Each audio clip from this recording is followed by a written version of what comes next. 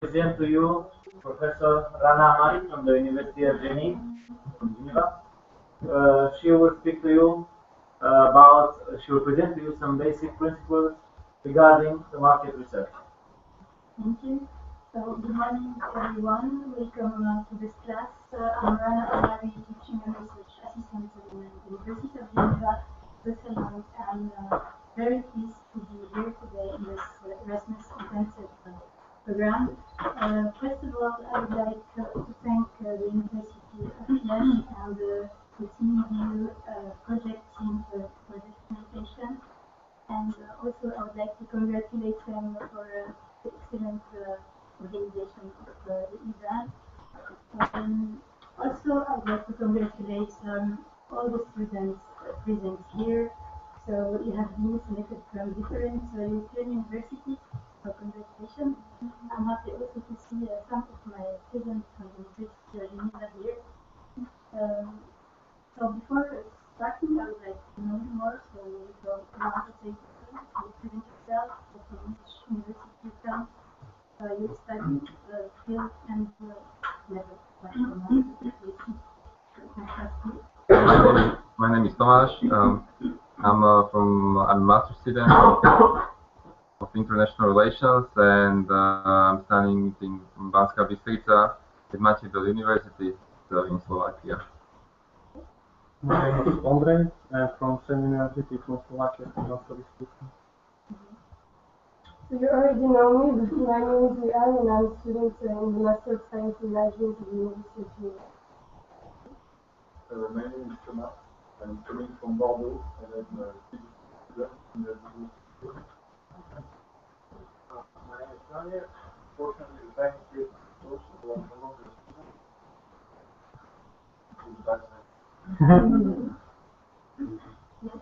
I'm Georgi. I'm from Plovdiv, Bulgaria. I study at the University of Plovdiv in international economic management. I'm Marian. I'm from Dagestan, from the server. I'm Ivan. I'm from Bulgaria.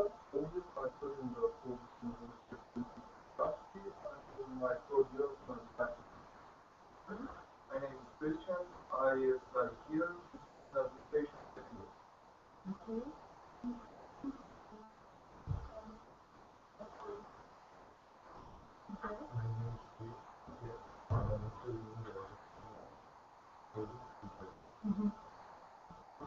I am Olivier. I come from France, Bordeaux. I am both an history teacher and a student in PhD with business history and especially marketing history. My name is Monica. I come from Slovakia, and I study international relations and marketing.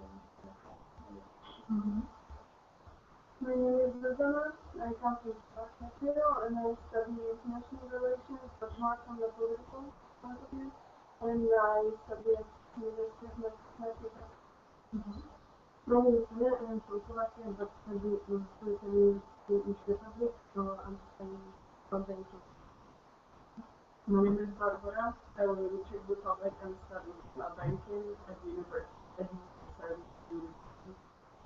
My name is Milan. I'm also a student at the University of Slovakia, and I'm a master student. Great, nice to meet you, all of you, and different backgrounds, different studies.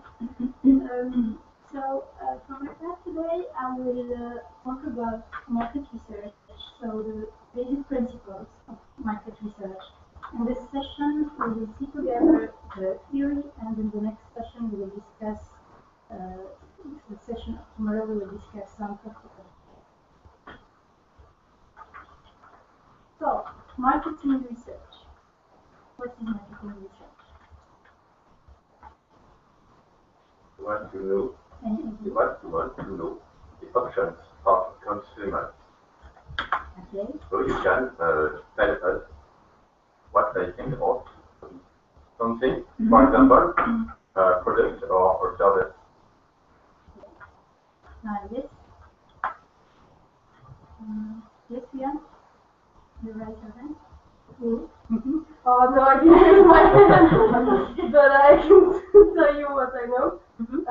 Marketing research. I'll give you an example. If you're a company and you want to sell your products, you should know who you sell your products to, who's your target, what price you should put on your product, how to communicate to sell your product. So it's a combination of all this knowledge in order to have the right match between the offer of the company and what the consumer wants. So consumers, consumer needs, consumer insights, like you said, market research is everywhere.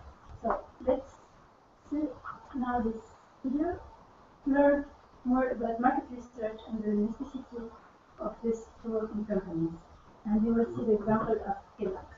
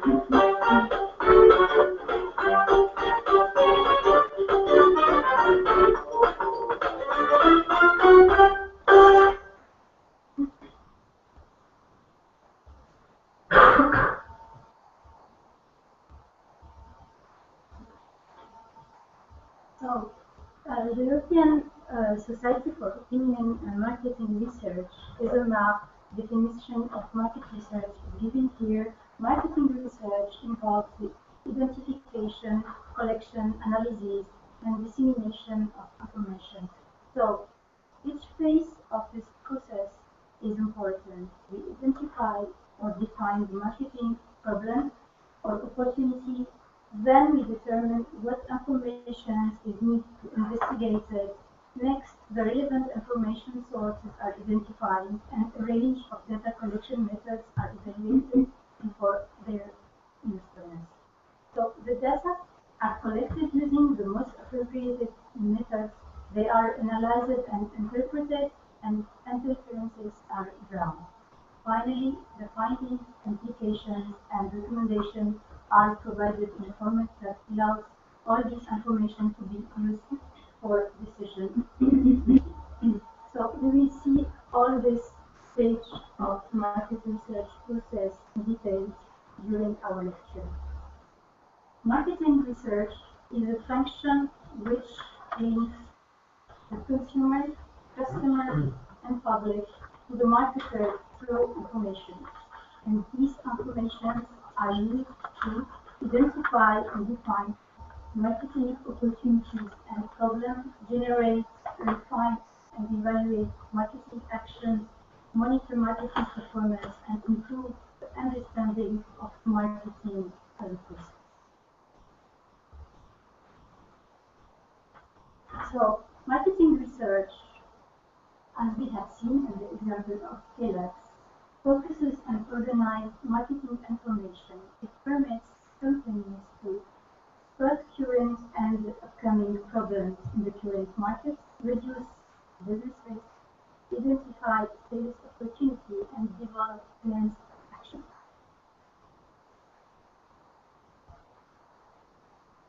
So let's see now the role of marketing research within the marketing system. The emphasis in marketing is on the identification of customer needs. So to determine these needs of consumer, we need to implement marketing strategies to satisfy those needs. So marketing managers need information about customers, competitors, and other forces in the marketplace. So the task of marketing research here is to assess the information needs and provide management with relevant, reliable, valid, and current information. Marketing managers make different strategic decisions in the process of identifying and satisfying consumer needs. So they make decisions about potential opportunities and problems they identify. So they do this by creating a vision of market segmentation, target market selection, marketing program, performance, and control. And from this vision, they develop, implement, control program marketing. So the marketing manager's vision of marketers and subsequent marketing plan decisions are complicated by the interference of micro-environmental factors such as economy, technology, legal issues, and also the micro-environmental factors such as families, groups, opinion leaders, because all these forces strongly influence the attitude and behavior of the consumer. So we see here that marketing research helps the marketing manager link the marketing variables with the environment and the customer group. It helps remove some of the uncertainty by providing relevant information about the marketing variables, environment, and consumers. So the role of marketing research can be resumed as the following. It allows us to know the nature and scope of target markets, the forces that shape the market system, evaluate marketing mix variables, and evaluate success and failure of marketing decisions. So I have a question for you. What is the systemic gathering, recording, and analyzing of data about problems relating to the market of goods and services? Market strategy, market research, market approach, or market plan?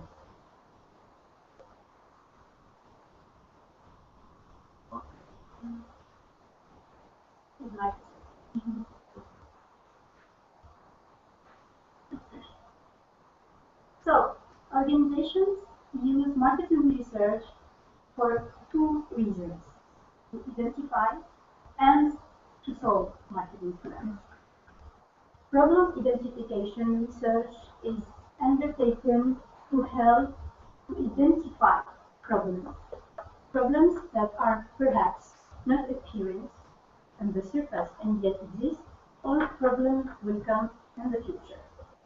So examples of problem identification research: market potential research, image research, market characteristics, sales analysis, business plan research.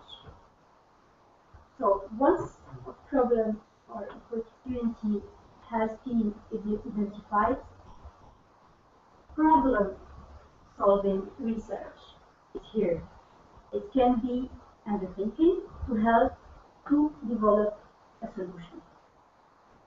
The findings of problem-solving research are used to support decisions that tackle specific marketing problems. So, in brief, problem identification research is undertaken to help identify problems, and problem-solving research is undertaken to help develop a solution for this problem. Problem-solving research includes segmentation, product pricing, promotion, and distribution research. So here we have some examples of problem-solving research. So the format in here, we will solve the problem. We can determine basis of segmentation, establish market potential and responsiveness for various segments, select target markets and create lifestyle profile, all that with the segmentation research. We can test concept, determine optimal product design, do package tests, product modification, brand positioning, test marketing with the product research. And we can explore the importance of price in brand selection, pricing policies, product line pricing, etc. with the market pricing research. We can search for the optimal promotional budget, optimal promotional mix, make a decision with promotion research.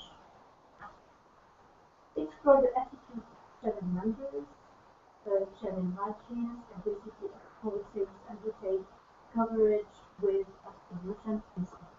So all that are examples of problem-solving research, including this type of research.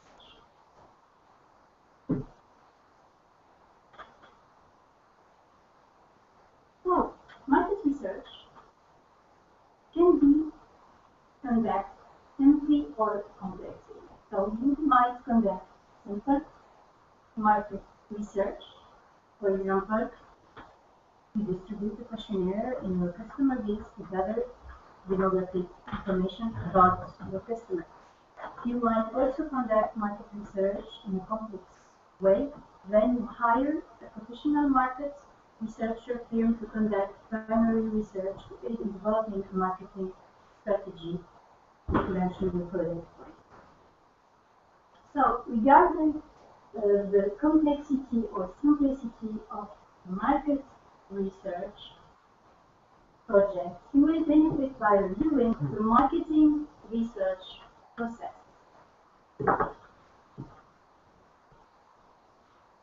So, here we have the marketing research process. It includes 7 steps.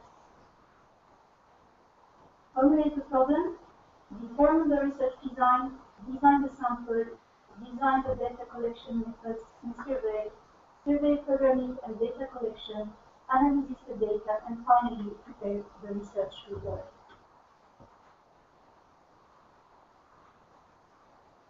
So, let's start with the first step. So, the logical starting point to support the decision maker is trying to define the marketing problem, as we have seen before. So, the key questions in this first step are the following. What is the purpose of the study we will conduct? Is additional background information unnecessary? What information is needed to make the decision? How will the information be used? Should the research be conducted? So all these questions, they are the key questions that we ask in this first stage. So here we have the process of defining the problem and developing the research approach. And this is in the first stage, formulating problem. So by formally developing a marketing research proposal, the marketing decision maker and the marketing researcher utilize their common knowledge and distinctive skills. What they do? They ensure that the marketing problem and the research problem have been correctly defined and an appropriate research approach is developed. So the tasks here, the tasks involved in problem definition includes discussion with decision makers, the decision makers and the researcher, interviews with the experts, and secondary data evaluation. So we will speak later about secondary data. So these tasks help the researcher to understand the background of the problem by analyzing the environmental context.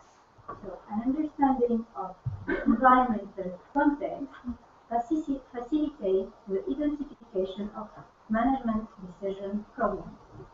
Then, the management decision problem is translated into marketing decision problem. Based on the definition of marketing research problem, an approach to the problem is evolved.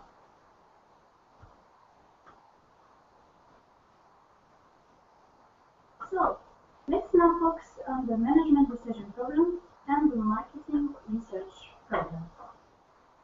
The management decision problem asks what the decision maker needs to do, whereas the marketing research problem asks what information is needed and how it can best be obtained. So, the management decision problem is action-oriented. It concerns possible action that the decision maker can take. For example, how should the loss of market share be arrested? These are some examples. Should the market be segmented differently? Should the promotional budget be increased? So all these are actions that the decision makers can ask themselves, I take this action or not. The marketing research problem is information oriented. So the first one, action oriented. The second one, information oriented. It involves determining what information are needed and how the information can be obtained effectively and efficiently.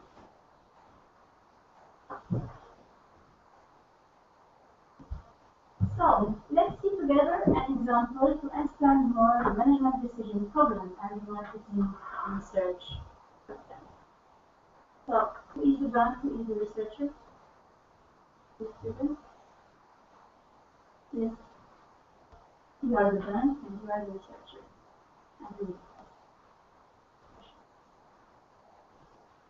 We're experiencing a loss of market share in Ireland in corporate banking.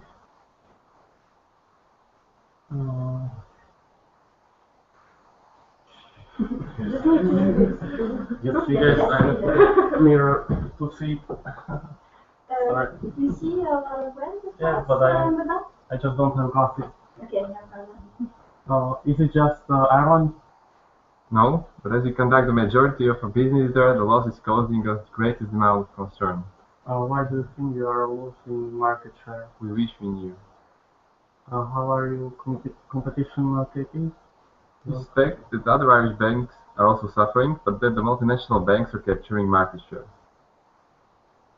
How do your customers feel about the quality of services you deliver? We recently attained our ISO 9000 for service quality, which we are proud of. But how does your service delivery compare to your competitors? Mm-hmm. So, in your opinion, what is the management decision problem and the marketing research problem here? Let's start with the management decision problem because figures in the case.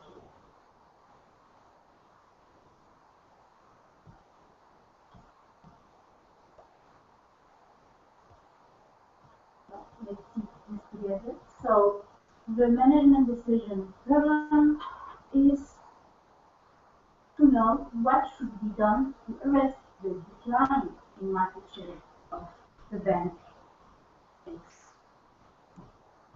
And the marketing research problem is to determine the relative strength and weaknesses of the bank X vis-à-vis other major competitors in Ireland.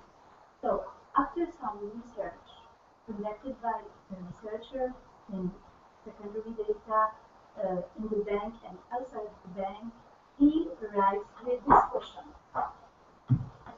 What criteria do companies use when choosing a bank for the first time? What criteria do companies use to allocate business between existing banks? Which banks are used for domestic business and European business? How do these banks far on range service quality delivery criteria? Does it differ from the profile of customer from competitors, banks? So, once the marketing research problem has been broadly defined, as you can see here, the researcher in a position to develop and appropriate research. So then we move to the second step, determine the research design. So research design is what? Research design is the framework for conducting the marketing research project. It specifies the details of the procedure necessary for obtaining the information needed to structure or solve the marketing problem. So the key questions in this step are the following. How much is already known? Can a hypothesis be formulated? What types of questions need to be answered in our research? And what type of study will best address the research question? So here we have the different types of research design. We have exploratory research. We don't have previous knowledge about our problem or our theory. Here we can use to formulate problems more precisely, develop hypotheses, establish priorities for research, eliminate practical idea, and clarify concepts. So for that, to use exploratory research, we can use methods like secondary research, experts interviews, qualitative research like groups interviews and focus groups. The second type of research is descriptive research. For that, we need previous knowledge of the theory. We can use to describe segment characteristics, estimate proportion of people who behave in a certain way, make specific predictions. For that, we use methods, measurements with standardized methods. Other type of research, we have causal research. For that, we need theoretical knowledge. We use that to confirm cause and effect relationship, formulate and test hypotheses. For that, we use experimental causal research. To understand more, here some examples. We can use, for example, exploratory research to explore consumers' attitude and behavior with respect to given functionalities. Here we can use the focus group to understand this research program, to understand the attitude of this person. Descriptive research, for example, we can understand portfolio allocation of high net worth individual and try to identify different investment types. Here we can use cluster analysis to analyze per group. Causal research, here we can, for example, use this type of research to assess donors' overall satisfaction and trust with a charitable organization and assess which organizational determinant has the strongest path in satisfaction, trust, and commitment to the charitable organization. This is just an example to explain to you how we can use this research. For that, you can use the method structural equation modeling.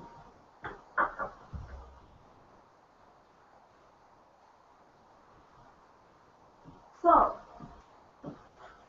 formulated the problem, we determined the research design. Now we design the data collection, method and survey, we design the sample, and we collect our data. The key questions in these 3 steps are the following. What is the target population, and is the list of population elements available? So this is for the sample. How large should be the sample? Should the questionnaires be administered in person, over the phone, or mail? So the method of administrating the questionnaire. What is to be measured? How to be measured?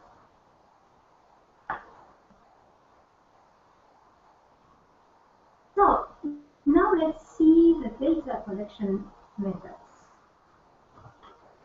For the data collection, there are 2 information sources: secondary data and primary data. What is primary data? Primary data are the data collected by a researcher for the specific purpose of addressing the problem at hand. So he has a problem now, he collects himself the data. The collection of primary data involves all the 7 steps of the market research process we have seen.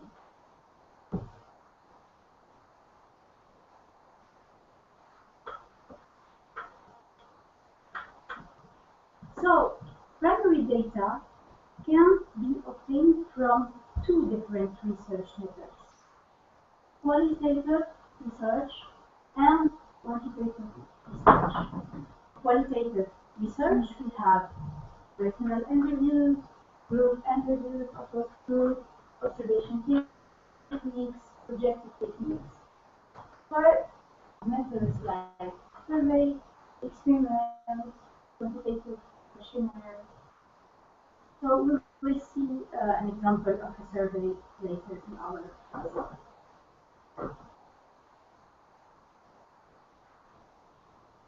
So now let's focus on qualitative research.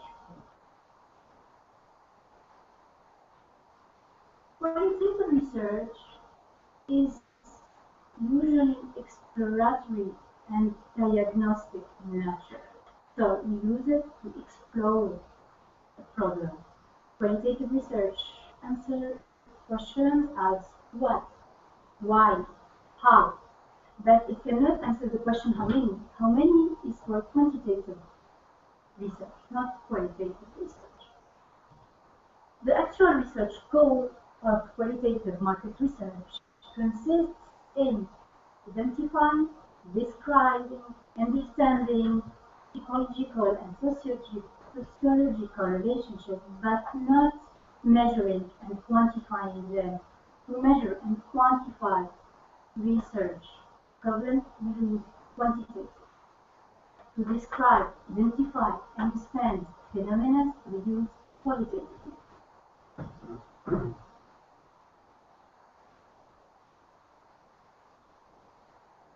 So, the most important application of qualitative research are the following. We use qualitative research to understand complex phenomena. So, in this case, the nature of what the respondents are expected to describe are difficult to capture in a sample questionnaire. We cannot just send a questionnaire and ask the respondent to tell us the complex phenomena. So, to understand this complex phenomena, we conduct qualitative research. Also, we use qualitative research to learn about personally sensitive issues, formulate hypotheses, to learn something about a relatively new topic of interest, and formulate hypotheses of quantitative to understand the motivation behind the giving behavior of the donors. Here we need to do qualitative methods. We will see later in the video. Also, we use qualitative research to deliver a holistic picture because qualitative research techniques provide a more complete and comprehensive picture of the context of the research.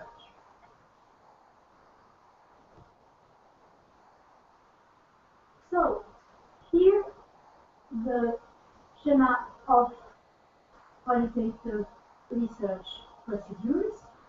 The procedures of qualitative research are classified either direct or indirect, based on whether the true purpose of the project is known to the respondent or not, or he knows the purpose, or he doesn't know the purpose. So, this approach is one type of qualitative research in which the purpose of the project are disclosed to the respondent or are evident given the nature of the interview.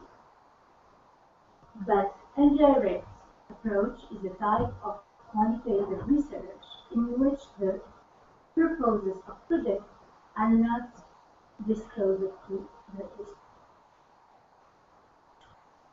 So, in the direct approach, we have methods such as personal interviews, group interviews, focus group.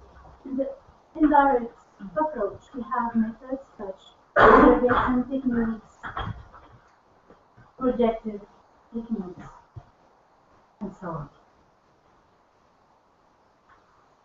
So, qualitative research techniques. The respondent doesn't have the real idea about the phenomena, the question, the research. Use personal interview. Here, an example of personal interview. It's an example from my research, so sorry, it's in French, but just to show you what is personal interview. So here, the researcher asks questions, and the respondent responds. So this is just apart from the interview. It was a long qualitative interview between 1 hour 30 hours with the respondents. So why I used here personal interviews? Because I wanted to understand reasons, attitudes, motivation of the respondents. I wanted to explore the reasons and motivations behind the given behavior. So I used the qualitative interviews. For example, here question. What are the reasons behind your given behavior? The respondents give and answer to my question, and he things who are very personal and inside the behind his motivation. Here, for example, what you are looking for when you do a gift. The respondent also explain what is behind this gift. So for a research, we need to conduct different personal interviews to try to understand the phenomena. So just to show you an example of the analysis of qualitative interviews. So here what the respondents respond. Say, here are my concepts. So I have my concepts. I identify in the qualitative interviews what are the elements related to this context, how many times the concept was said. Here, for example, well, it was said 6 times, here it was said 18, and so on. So here my concept, and each time the respondents relate what he said to the concept, and here how many times the concept was said. Just to show an example from the analysis of personal interview in qualitative field. So at the end, we cross all the qualitative interviews and we see which are our most important concepts to study by the quantitative research. Okay? So, we have seen together primary data. Let's see now the secondary data. So, what is secondary data? We have seen that with primary data, the researcher collected when he has now the problem, the research problem. Secondary data are the data that have already been collected for purposes other than the problem at hand, so for previous purposes. The act of sourcing, evaluating, and analyzing secondary data can realize great insights for decision makers. It's also vital to successful problem diagnosis, sample planning, and collection of primary data. You can use secondary data for that. Secondary data can help you to diagnose the research problem, develop an approach to the problem, develop a sampling plan, formulate an appropriate research design, answer certain research questions, and test some hypotheses, interpret primary data with more insight, and validate qualitative research findings. Qualitative research findings that we find in the qualitative setting. So, here sources of secondary data. We have internal records. You see the, so I think we have internal records and we have external records for the secondary data. Internal records such as sales results, customer feedback, so we have all the information in this type of report.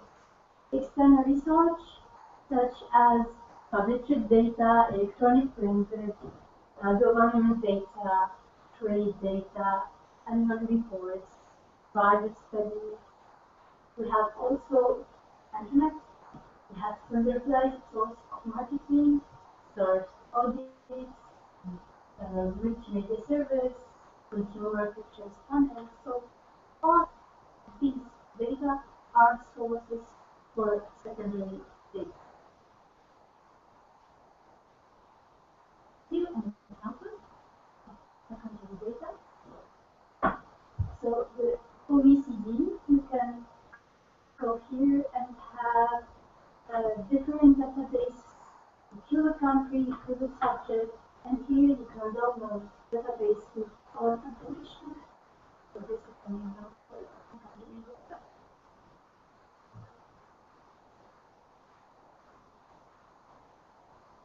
So here's some types of questions that secondary data can help to answer.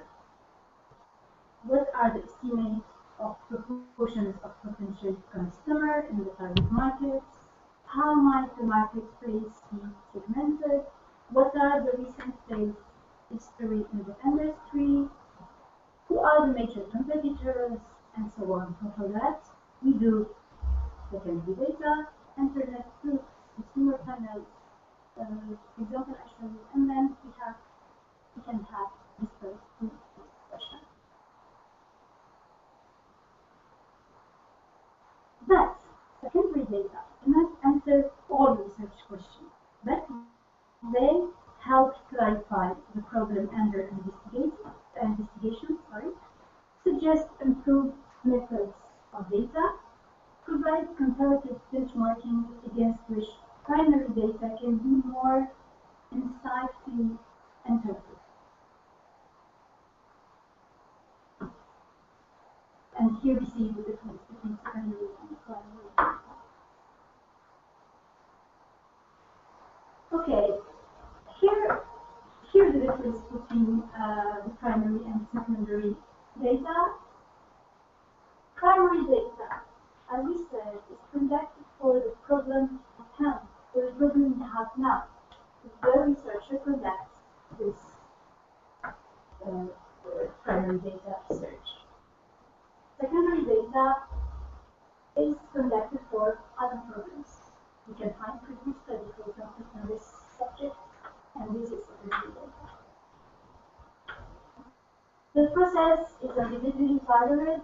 Here the process is rapid and relatively simple. The cost is high once we conduct ourselves the research. So the costs are high. Here the costs are relatively low. The time long for the primary data, short for the secondary data. The time for the primary data is long because, as I said before, for the primary data collection, we follow all the steps of market research process. So this is why we need a long time to do it. Okay?